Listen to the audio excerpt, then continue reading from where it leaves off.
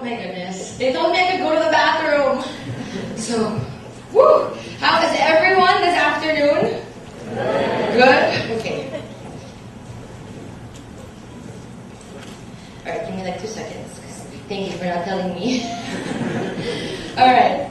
So, we talk about revolution this whole afternoon, and when the TEDx team asked me to speak, I was a little hesitant because I don't like speaking about myself or what I do. That's something, as you can tell, I'm a little bit shaky, but I hope you guys do enjoy what I have in store. So, when I thought about what revolution meant, there's so many. There's historical revolutions. There are social revolutions. We've been experiencing revolutions all our lives. And what was really significant to me was, the sudden or momentous change in a situation. I say this because personally I've experienced such a revolution. When you Google Philippine politics, this is what comes up.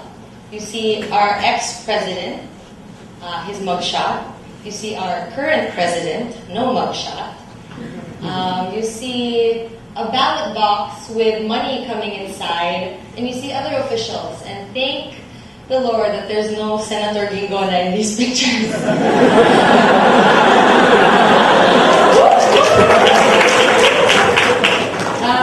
So the second set of Philippine politics, this is what comes up when you get to the image section. Pacquiao. There is Senator Santiago. There is Dick Gordon.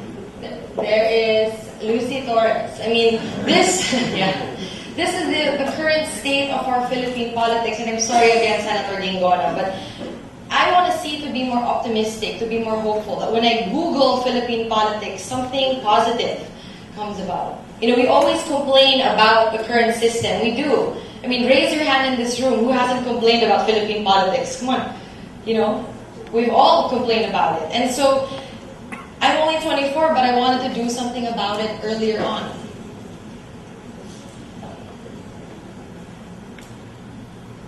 Okay, I'm confused with the remote, sorry. Okay. There you go. Mahatma Gandhi once said, oh my God. Okay. That's not what he said.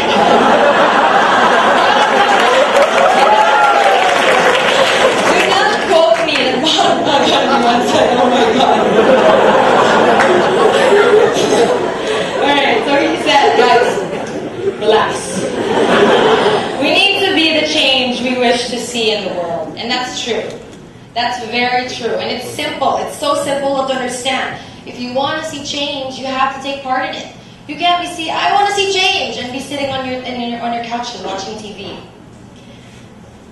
Okay, I'm so confused with this. So my name is Mayor Pai. I'm the mayor of San Vicente, which is a town in Palawan. Anybody been to Palawan here? Woo! A lot of people, very glad. I'm 24 years old. I graduated college 2 years ago, and I've been mayor since. This is what San Vicente looks like on a bad day. We have one of the longest coastlines in the Philippines, stretching 165 kilometers, and one of the longest white sand beaches, stretching around 14.7 kilometers. And it's absolutely beautiful. I call it Jurassic Park. It's like there are dinosaurs in the next valley, King Kong sleeping in the next mountain. And so how did I get here? A lot of you may be asking, what am I doing? I'm 24 years old and I'm a mayor. I want to take you back a little bit to my own self-rediscovery. When I was young, I always knew that I wanted to fend for myself and be independent. And so I went to business school, thinking that being independent would make me happy, meaning, having my own money to spend, being able to make myself rich. But then it wasn't doing for me. By the time I was a junior in college, it wasn't making me happy. Then I got the great opportunity to work for Chanel. My boss was a director of the Chanel boutique. We threw fashion shows, private functions, trunk shows, and it's really what you'd expect out of a fashionista job. It's you get coffee, rain or shine, You get boxes from DHL, you open them up, and it's couture clothes coming out worth $30,000. And I thought that living in my dream or working for the House of Chanel would make me happier. And it just wasn't answering why I wasn't happy. What really was happiness? And I was only 19 years old at this time. So, it was a question that really stayed on my mind. So it made me think about what was at my core. And I think it's very important for everyone in this room to know who you are. What your core is truly what's going to drive you to do what you're doing. I'm with great individuals here today who have a great core, who know what they want to do, whether it's saving the seas, whether it's jumping fashionista shots, in great photography. They know that's their core, and that's why they're excelling in what they're doing. My core is I'm naturally bossy. That's not a bad thing. I think the core, positive or negative, I'm naturally bossy. Why? In elementary school, one of my good friends was the president of our 7th grade class. And we weren't happy with her rule. And I wasn't happy with her rule. So I took all my friends aside and said, let's impeach her.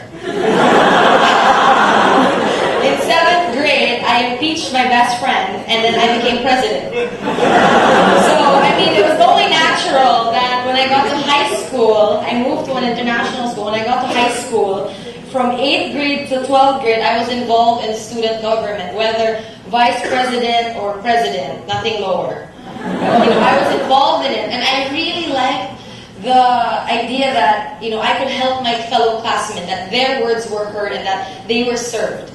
And up till today, it's, you may think, oh my God, she's demanding, naturally bossy, run the other way. No, I think whatever it is at your core that you're good at, take a step back and then analyze how you can help the world. And, my naturally bossy self is now serving the town of San Vicente. So, how did it happen? Summer vacation 2009, I was 19 years old and a junior in college, about to become a senior. I was home for the summer and my dad tells me, the family, the opportunity for the family to run next election, May 2010, do you want to run for vice mayor? And I said, no, I want to run for mayor. It was then that, again, the natural bossiness, telling my dad, who supports me since forever, no, Dad, I want to be mayor. And my mayoral campaign basically started when I was a senior in college. I was still a senior in Boston, where I was going to school, and I would travel every 2 weeks, Boston, New York, Hong Kong, Manila, Palawan, Puerto Princesa, San Vicente, every 2 weeks. I campaigned for about 8 months. I did my midterms on top of a mountain with a Gatorade bottle and a Smart Bro router. Thank you, Smart. And a hammock because there were so many bugs wanting to go to my Apple display. And that's how I sent my midterms on top of a mountain because there was no internet. When I say that San Vicente is like Jurassic Park, I mean it. So don't try to think it's something easy. One of my friends who are here in the audience today, they visited me and they went, they're like, oh my God, you're not joking. I'm like, no. It's really like that. So the campaign happened 2010, and I actually wasn't even sure I was going to win. I was so scared I was so scared of being 19 at that time. I was so scared because I said, what am I going to do when I actually win? I have no experience in the government. Zero. I've only experienced bossing around the students in my school, but that was 400 versus 30,000. That's a big difference. And so, when people ask me how did I campaign, well, first of all, I didn't lie. My opponent was a 55-year-old lawyer, and his propaganda of his campaign was to bash me. He kept saying, oh, she's young, she knows nothing, she has no experience, which is true. So when sinabi niya, wala siyang alam, bata siya, wala siyang experience, totoo naman. I'm not going to lie. That's the one thing I promised myself. I'm going to serve this country right. I am not going to lie. And so then I won. And another thing I think is because when it came to a point where we had to, campaign in front of a crowd, just like this, All of the traditional politicians are like, ako, di ganyan, alam ko, you know, and I'm like, what is he saying? Hindi ko nga maintindihan from like already from the stage. So what I would do is I would take this mic, and not even mic itself. Hold on. I'm so used to this now. I would take the mic and I would go to the audience and I would ask them what they wanted. I would ask the residents of San Vicente, ano po ba yung kailangan ninyo? Ano po ba yung mga problema ninyo? And you know what they answered? They answered and said, dito kasi wala kaming malinis na tubig. Dito kasi yung kapitbahay ko ninakaw yung manok ko. You know? And it's there. The answers are there. The problems are there. It needs to be heard. And so, you know, I think that's one of the few reasons why maybe they were more optimistic with me versus my 55-year-old opponent. So why do we need to wake up the system? Again, as I said before, I personally think that the local Philippine politics, you know, the government landscape, it's a bit old. I mean, no offense again. No offense. But it's a bit old. You know, a lot of our leaders are over 40. When I go...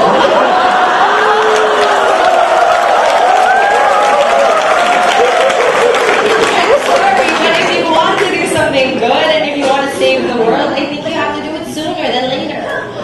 You know, so... And I think it's a good thing that I'm young and I'm in politics, because I'll tell you stories on how, you know, my experiences. I went to Malacanang to attend the inauguration of the underground river. And when I went there, they said, oh, lahat po ng mayor sa harap. So, umupo ako sa harap. I sat in front next to Mayor Lim and Mayor Calixto. And then the staff of Pinoy goes to me, ay, ma'am, yung secretaries po sa likod. Sorry, you know, I don't know how to react to that. I'm like, I'm sorry, but I'm not a secretary. I'm a mayor also, like these relics next to me.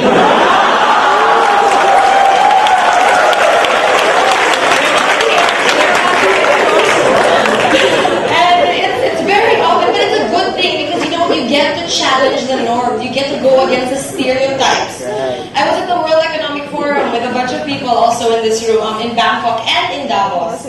Very fortunate that I got invited. And, you know, I meet all these movers and shakers. You get to meet, you know, Sheryl Sandberg of Facebook. Bill Gates was there. Chelsea Clinton. I mean, the cream of the crop of who leads and who, you know, really decides things in society. And I talk to them about my advocacy and what I do, you know, for good 10, 15 minutes. Yeah, in San Vicente, this, blah, blah, blah, blah, Philippines good, you know, China bad, blah, blah, blah, all that stuff. But after 15 minutes of talking, after that, I give them my calling card, and they're like, oh, so you're really a mayor. I'm like, yeah, I'm not joking. Right. So what does my job entail? Well, I'm the Chief Executive Officer of all branches of government in San Vicente. So whether it's budgeting to planning to presiding meetings and to, you know, talking to all the barangay captains and the board members, that's my job. It's my job to listen, it's my job to delegate. It's also my job to play basketball and volleyball. Why? Because when I first entered office, my first 3 months, all my employees were just sitting on their chairs. And so I live a very active lifestyle. I like to run, I like to work out, and so I encourage all my employees to start playing sports. So every Monday and Friday during our flag ceremony and flag retreat, we have dance aerobics to Lady Gaga's Poker Face. And they love it. They love it. Even the 60-plus-year-olds or the 50-year-olds are really dancing. And, you know, this is just one small thing you can do to uplift, you know, the organization. I'm also the person they go to for anything. You know, if there's a wake, there's somebody's birthday, somebody's party, all these stuff, it's really to the mayor. And for a 24-year-old to have that, for me to have that sort of responsibility, it's very difficult. You know, I'm not going to lie in front of you guys and say that my job is easy, because it's not. So what's a typical day? I live in San Vicente now. I'm in Manila maybe once, 1 week every month. And when I'm in San Vicente, typical day for me would be like 5 a.m. my phone is ringing. I pick up my phone. It's the chief of police. Mayor, meron pong kinagatang buhaya.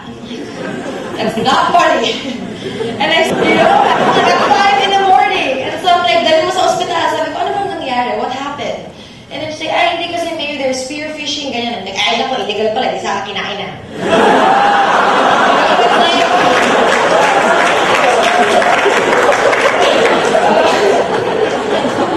Typical thing. I also went, one really important thing to me is education. And in San Vicente, I teach a values formation class to high school students. Because one afternoon, my police had reported to me that students were throwing rocks at each other. You know, in Manila, maybe you hear crimes of people stabbing each other or crimes of being hit by something. They throw rocks. They make snowballs like rocks. And it's no joke. So I went to this class and basically they were the juvenile delinquents of my town. And they had piercings, you know, they ranged from 14 to 26 years old in one class. And I said, why do you do this? I asked, why do you do this? What do you want to be when you grow up? Like, why are you so angry? And you know, 90% of them answered they wanted to do a job that dealt with the army, that dealt with Marines, that dealt with being a police officer or a soldier. They wanted jobs that were very disciplined in nature. And I said, you know, it's very different from how you're acting right now, because they're not disciplined at all. You know, again, why I do what I do is because I want to be able to provide them with the opportunities that they can see over the horizon and look in the long term and be more optimistic. In San Vicente, 80% of my 30,000 residents live below poverty. And not all of them, you know, see that long horizon. Not some of them, none at all. In San Vicente, I have preschool kids and elementary kids who walk 18 kilometers to school every day. not 18, no, 8. 8 kilometers. That's still pretty far. You know, and if these kids are willing to walk to school that much just to attend class, then it really says something about the younger generation wanting to learn, wanting to work, wanting to do something. And that makes it more, you know, more important for me to do my job well, so then I can provide and service our residents.